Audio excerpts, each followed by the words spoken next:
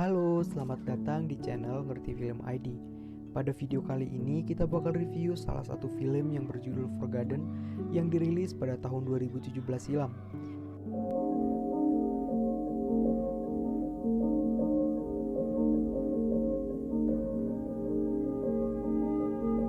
Tapi sebelum lanjut ke pembahasan video berikutnya, ada baiknya teman-teman sekalian untuk menekan tombol subscribe dan juga like serta share ke teman-teman kalian ya.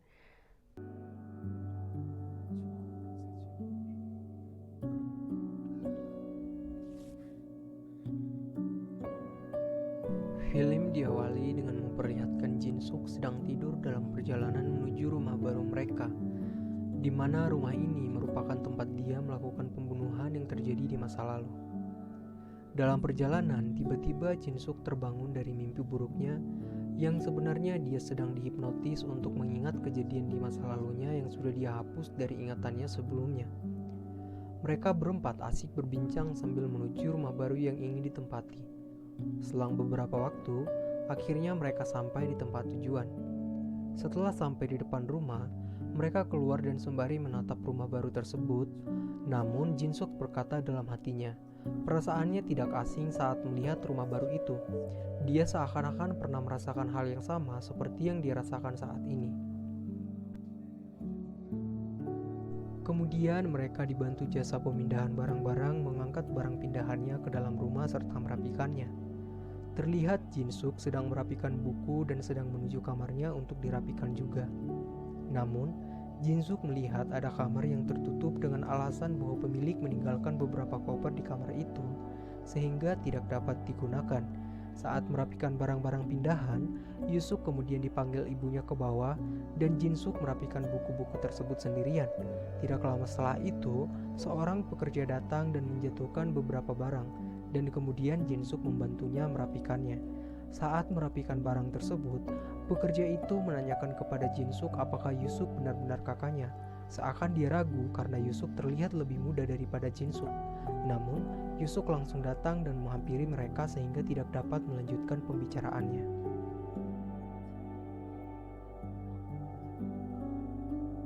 Malam pun tiba. Terlihat mereka sedang menikmati makan malam bersama sambil berbincang-bincang mengenai rumah baru mereka. Jin Suk yang penasaran dengan isi koper di kamar itu dan menanyakannya kepada ayahnya. Namun ayahnya dengan tegas melarang Jin Suk untuk masuk ke dalam dengan alasan pemilik lama tidak memperbolehkannya. Terdengar suara aneh dari atas persis di mana kamar kosong itu berada. Jin Suk yang mendengar suara itu langsung menanyakannya kepada mereka. Sayangnya mereka pura-pura tidak tahu dan menganggap itu hanya suara guntur atau petir. Jam menunjukkan pukul 11:07. Jin Suk baru saja selesai belajar dan kemudian menuju ranjang untuk istirahat sambil menikmati musik. Di tengah-tengah keasikannya itu, tiba-tiba dia mendengar suara persis seperti yang dia dengarkan saat makan malam dari kamar kosong tadi. Jin Suk kemudian bangun dan memastikan suara tersebut dengan menuju ke arah kamar yang kosong. Namun, saat dia ingin membuka pintu kamar, Yusuk datang dan mengagetkan Jin Suk. Jin Suk mengatakan kepada Yusuk kalau ada suara aneh yang datang dari kamar itu. Kemudian Yusuk memastikan, namun sayangnya Yusuk berkata tidak mendengar apa-apa.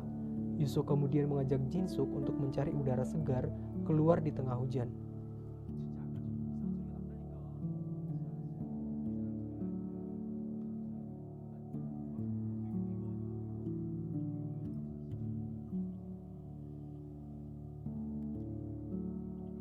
Selang beberapa lama menikmati malam di tengah hujan, Yusuk menerima panggilan dari ayahnya dan menyuruhnya untuk kembali sebentar. Di tengah perjalanan Yusuk menuju rumah, dia diculik oleh segerombol preman. Namun, Jin Suk yang saat itu menyusul dari belakang melihat kejadian tersebut.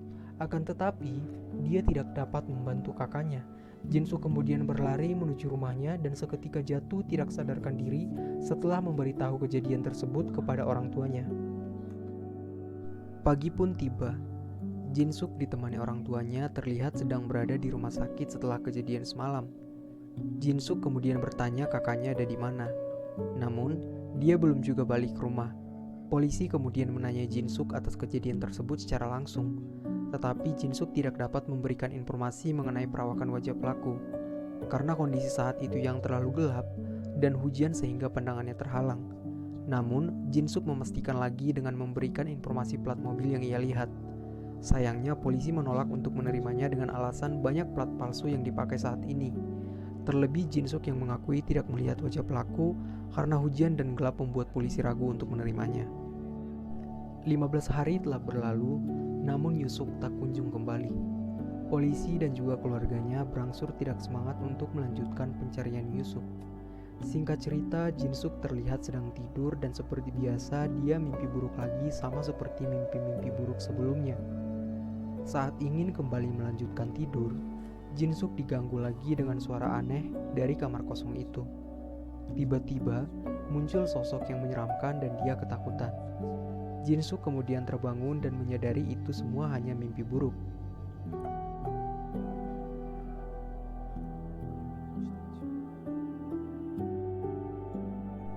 Tepat setelah Jin-suk bangun, Yusuk akhirnya datang kembali ke rumahnya. Yusuk sama sekali tidak mengingat kejadian yang menimpanya. Menurut dokter yang memeriksa Yusuk, dia mengalami amnesia yang disosiatif, di mana Yusuk memblokir informasi-informasi tertentu dari ingatannya, dan satu-satunya cara untuk mengembalikan ingatan tersebut adalah dengan menunggu. Malam pun tiba. Terlihat Jin-suk dan Yusuk yang sedang berbaring dan ingin istirahat. Di tengah malam, Yusuk kemudian meninggalkan tidurnya dan pergi keluar. Namun Jin-suk menyadari akan hal itu. Pagi harinya terlihat Jin-suk dan Yusuk sedang menikmati sarapannya. Jin-suk kemudian bertanya kemana Yusuk tadi malam. Namun, Yusuk berdalih dengan mengatakan bahwa Jin-suk pasti bermimpi. Setelah selesai sarapan, Yusuk pergi berangkat untuk melanjutkan aktivitasnya. Seketika keanehan terjadi yang terlihat oleh Jin-suk saat kaki pincang Yusuk yang sebelumnya sebelah kiri tiba-tiba menjadi di sebelah kanan. Dia langsung menanyakan kepada kakaknya dan lagi-lagi Yusuk menjawab dengan mengatakan bahwa Jin-suk sedang bercanda. Jin-suk terlihat sedang belajar di meja belajarnya dan sedikit berbincang dengan Yusuk. Namun Jin-suk tiba-tiba tertidur di mejanya. Seketika Yusuk memandangi Jin-suk seakan terlihat kesal dan marah. Yusuk kemudian mengambil pensil Jin-suk, mengarahkan ke arah mata Jin-suk sambil mengeluarkan isi dari pensil tersebut, seakan ingin menusuk bola mata dan membunuh Jin-suk. Yusuk kemudian pergi dan meninggalkan rumah. Namun, Jin-suk yang menyadarinya pergi, kemudian mengikuti Yusuk.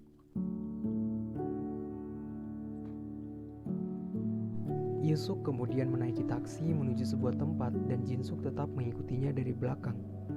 Selang beberapa lama, akhirnya Yusuk sampai di tempat tujuan. Kemudian dia bergegas masuk ke dalam, begitu pula dengan Jin-suk. Yusuk akhirnya sampai dan bertemu dengan rekannya. Tapi anehnya, rekan yang ditemuinya itu adalah polisi yang menyelidiki kasus kehilangan dia saat itu. Hal ini terlihat oleh Jin-suk dan membuatnya bingung. Kemudian Yusuk masuk ke dalam sebuah ruangan dengan menaiki anak tangga, dan Jin-suk juga tetap mengikutinya dari belakang. Namun tiba-tiba dia kehilangan jejak Yusuk. Saat dia berbalik arah dan kembali mencarinya, Jin-suk malah bertemu dengan dua polisi yang dia lihat sebelumnya, dan terjadilah aksi kejar-kejaran. Polisi tidak dapat menangkap Jin-suk hingga akhirnya dia berhasil ditangkap oleh Yusuk. Di pagi hari, Jin-suk sudah terlihat kembali ke posisi saat dia masih belajar pada malam harinya. Jin-suk yang terbangun dan kaget melihat Yusuk setelah kejadian yang menimpanya tadi malam.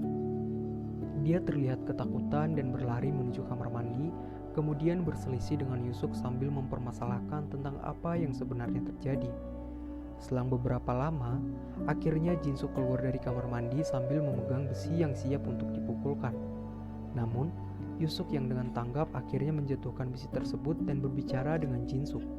Lagi-lagi, Yusuk berdalih dengan mengatakan bahwa apa yang terjadi tadi malam tidak nyata, melainkan hanya mimpi Jin-suk saja. Akan tetapi, Jin-suk tetap percaya atas apa yang dia lihat benar-benar nyata adanya. Sampai akhirnya, Yusuk memberitahu bahwa itu karena Jin-suk tidak meminum obatnya, hingga akhirnya Jin-suk kembali dan meminum obatnya itu.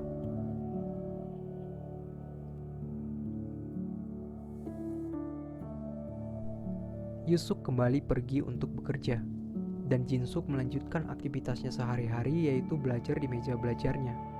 Keanehan terjadi saat Jin-suk ingin mengambil pensilnya yang terjatuh di bawah meja dan isi pensil yang terletak di atas meja tersebut. Hal ini jelas terlihat persis sama dengan yang ada di ingatannya. Kemudian dia menyadari bahwa Jin-suk tidak pernah mengatakan pergi menggunakan taksi. Akan tetapi sebelumnya Yusuf mengatakan bahwa semua hal yang dilihat Jin-suk tadi malam, termasuk saat dia menaiki taksi itu, hanyalah sebuah mimpi.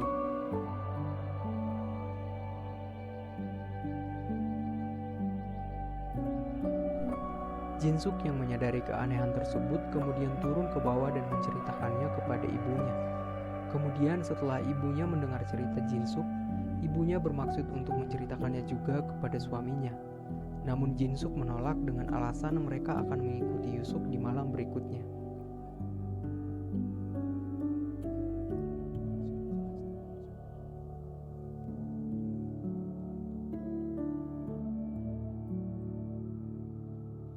Jin-suk kembali naik ke kamarnya dan kemudian mendengar suara aneh dari kamar kosong seperti biasanya. Jin-suk kemudian menyusuri ke arah kamar itu dan kemudian membukanya. Sesaat dia masuk ke dalam, tiba-tiba dia dikejutkan dengan seseorang yang bunuh diri, dan orang itu adalah Yusuk. Namun seketika Jin-suk terbangun.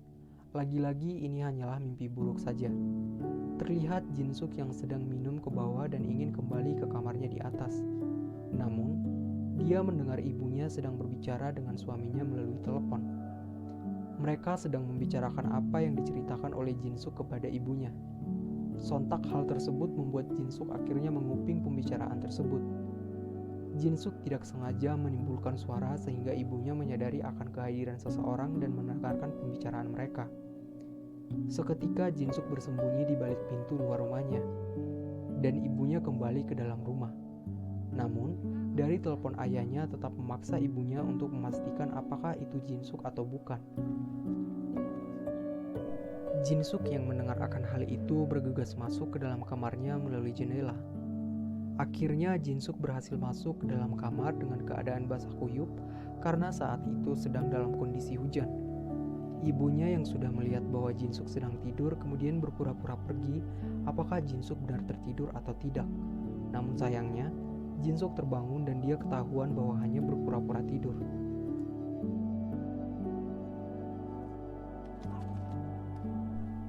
Jin-suk kemudian melarikan diri dari jendela kamar yang sebelumnya dia gunakan untuk masuk. Namun, di depan gerbang rumahnya dia berjumpa dengan ayahnya dan menanyakan Jin-suk hendak pergi kemana. Jin-suk kemudian menjawab bahwa dia ingin pergi menjumpai temannya. Namun, ayahnya tetap melarang Jin-suk. Hingga pada akhirnya, Jin-suk berlari dan mendorong ayahnya, kemudian bertemu dengan mobil patroli polisi tepat di depan pos polisi tersebut. Jin-suk kemudian dibawa masuk dan ditanyai apa yang telah terjadi. Jin-suk menjelaskan bahwa dia dikurung oleh sekelompok orang atau yang dimaksud adalah Yusuk, ayah dan ibunya selama lebih dari 1 bulan. Namun, saat polisi mengkonfirmasi usia dari Jin-suk, dia menjawab bahwa masih berusia 21 tahun. Seperti yang diceritakan sebelumnya, ini merupakan efek dari hipnotis yang dilakukan untuk membawa Jin-suk kembali ke masa lalunya. Jin-suk kemudian memperhatikan sekelilingnya, melihat semuanya tampak berbeda baginya. Jin-suk akhirnya pulang ke rumah dengan perasaan kecewa, kesal dan marah. Dia sambil berteriak keras, dan Jin-suk kemudian naik ke atas setelah mendengar suara musik dari kamar yang kosong itu. Terlihat 2 manekin yang tergeletak berlumur darah di seluruh badannya, serta di sekeliling ruangan. Tiba-tiba Yusuk dan ayah serta ibunya datang menghampiri Jin-suk. Jin-suk bertanya mereka siapa dan apa yang sebenarnya terjadi. Yusuk kemudian menjawab pertanyaan darinya dengan mengatakan bahwa telah terjadi pembunuhan terhadap 2 orang anggota keluarga yang sangat brutal di tempat di mana mereka saat itu sedang berada. Untuk menangkap pelaku di balik kasus tersebut, dibentuklah tim penyidik khusus, namun sayangnya tidak berhasil. Setahun, 2 tahun, dan seterusnya, kasus ini berangsur dilupakan oleh masyarakat hingga sampai batas daluarsa kasus tersebut. Namun, bagi keluarga, peristiwa di balik pembunuhan yang menimpa keluarganya tidak pernah dapat dilupakan. Keluarga membayar orang ahli untuk menginvestigasi ulang kasus tersebut. Hingga 4 tahun kemudian, pelaku berhasil ditemukan. dan pelakunya adalah Jin-suk itu sendiri.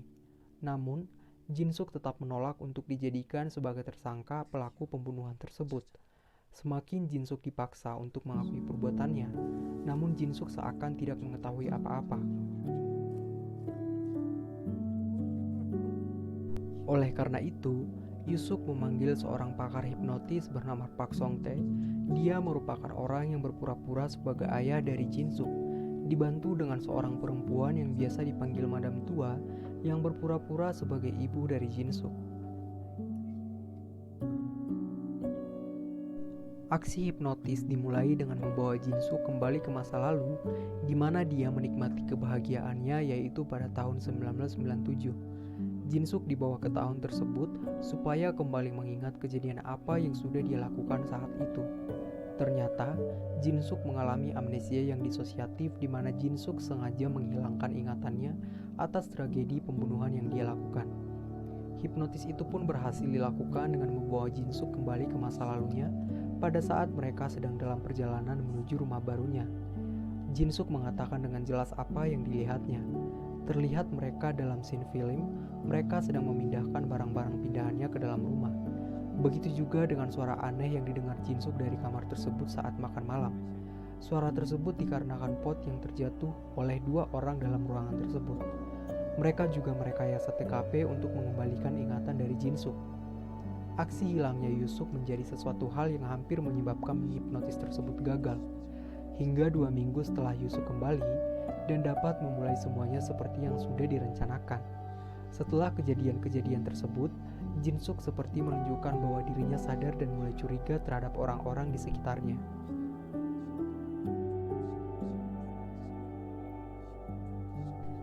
Jin-suk dan Yusuk terlihat sedang berbicara dalam mobil tentang kejadian tersebut, serta apa yang sebenarnya terjadi.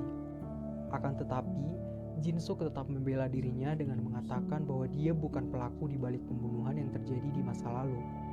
Kemudian Yusuk mengancam Jin-suk dengan berkata, "Kamu juga akan mati sebentar lagi." Namun Jin-suk berkata tidak mungkin, dan kemudian membuka pintu serta melompat dari mobil. Aksi kejar-kejaran pun dimulai hingga akhirnya Yusuk menabrak tiang listrik dan menyebabkannya terluka. Jin-suk yang berjalan tanpa melihat ke arah kiri maupun kanan juga tertabrak oleh mobil dan tidak sadarkan diri sehingga harus dibawa ke rumah sakit.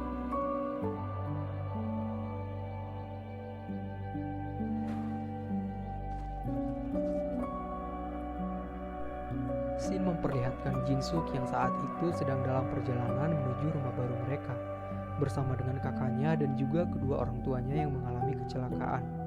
Kecelakaan tersebut mengakibatkan Jin-suk kehilangan keluarganya. Kedua orang tuanya meninggal dan kakaknya harus bertahan di rumah sakit sambil menunggu operasi karena biaya yang cukup mahal. Terlebih saat itu banyaknya PHK karena krisis moneter. Jin-suk berusaha mati-matian untuk mencari pekerjaan namun tak kunjung dapat. Hingga seseorang menawarkan pekerjaan dengan bayaran yang lumayan kepada Jin-suk sebagai pembunuh. Jin-suk yang sudah putus asa akhirnya menerima tawaran tersebut. Seketika teleponnya berdering dan memberikan alamat rumah yang akan dia bunuh. Orang tersebut menjelaskan jumlah orang dalam rumah dan yang harus dibunuh hanyalah ibu dari anak-anak tersebut. Singkat cerita, Jin-suk kemudian pergi dan ingin memulai aksinya. Setelah dia masuk, Jin-suk melihat mereka sedang terlelap tidur bersama dengan anaknya. Hal tersebut membuat Jin-suk tidak berani untuk membunuh mereka dan memutuskan untuk balik ke rumahnya. Namun, ibu dari anak tersebut menyadari kehadiran Jin-suk dan menganggap bahwa itu adalah suaminya. Akan tetapi, Jin-suk kemudian berbalik dan sontak ibu tersebut langsung berteriak. Jin-suk menyuruhnya untuk diam dan dia akan pergi. Dan ibu tersebut pun menurutinya. Anak perempuan dari ibu tersebut yang mendengar suara ibunya membuat dia terbangun dan melihat ke bawah. Dan saat dia melihat Jin-suk memegang pisau sambil menodong ke ibunya, membuat dia berteriak ketakutan. Jin-suk pun mengejar anak itu hingga akhirnya dia terbunuh. Kemudian ibunya yang sebelumnya pingsan dikarenakan terjatuh dari tangga, kemudian menyusul ke atas dan melihat putrinya sudah terbunuh. Sontak hal tersebut membuatnya berteriak ketakutan juga, dan Jin-suk pun menusuknya dengan pisau yang dipegangnya. Jinsuk melangkah keluar dari TKP dan anak laki-laki ibu tersebut menghampirinya, serta menanyakan di mana keberadaan ibunya dan juga kakaknya. Namun, Jinsuk menyuruh anak itu untuk kembali ke kamar dan berhitung 1-100 hingga 10 kali, dengan janji Jinsuk akan membawa ibu dan kakaknya. Anak itu pun kembali ke kamar dan melakukan apa yang diperintahkan Jinsuk kepadanya. Jinsuk yang hendak keluar melihat foto keluarga di rumah itu, dan ternyata orang yang menyuruh dia untuk melakukan aksi keji tersebut adalah suami dan sekaligus ayah dari anak orang yang dibunuh oleh Jinsuk.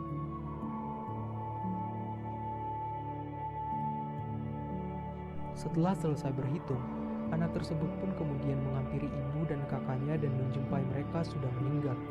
Kemudian dia menelpon ayahnya dan berkata tentang apa yang dia lihat. Setelah itu, Jinsuk terlihat merasa bersalah, sedih datang menghampiri ayah dari anak-anak itu. Mereka berdebat tentang apa yang telah terjadi. Di tengah perdebatan tersebut, Jinsuk menanyakan kenapa dia tega melakukan hal tersebut kepada keluarganya. Dan dia menjawab karena uang asuransi. Sayangnya, orang yang menyuruh Jinsuk tersebut akhirnya jatuh dari atas ketika mereka saling beradu satu sama lain.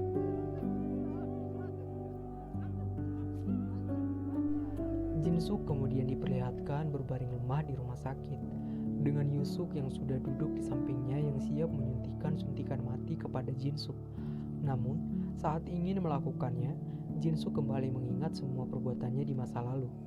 Yusuk yang kemudian memastikan kepada Jinsuk tentang apakah aksi tersebut atas perintah dari ayahnya atau tidak.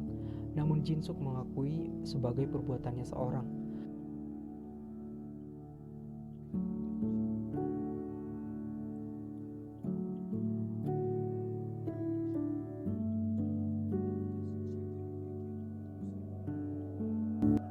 Yusuk kemudian menyalahkan Jinsuk kenapa dia tidak dibunuh saat itu juga. Karena Yusuk merupakan anak dari ibu yang Jinsuk bunuh serta adik dari perempuan yang dia bunuh juga. Songwook merupakan nama asli dari anak itu, dan yang menyamar sebagai kakak laki-laki dari Jinsuk bernama Yusuk. Dia menceritakan pengalaman pahitnya setelah keluarganya meninggal, di mana harta warisannya dirampas oleh keluarganya. Kemudian dia dikirim ke panti asuhan, hingga akhirnya Jinsuk menangis sembari meminta maaf kepada Songwook. Songwook akhirnya keluar dan bunuh diri dengan melompat dari gedung hingga tewas. Begitu juga dengan Jinsuk yang menyuntikkan suntikan tersebut hingga meninggal dunia. Dan film pun selesai.